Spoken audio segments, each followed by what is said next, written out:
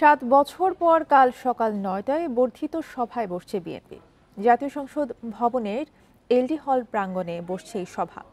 দলকে জাতীয় নির্বাচনমুখী করতেই এতে চূড়ান্ত হতে পারে সাংগঠনিক কর্মসূচি। এবারের সভায় গুরুত্ব পাচ্ছে মূলত 4টি ইস্যু।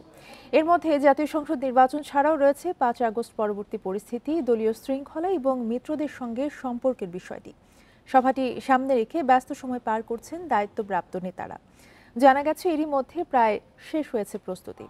এই সভায় যোগ দিচ্ছেন সারা দেশের প্রায় ৩,০০০ নেতাকর্মী।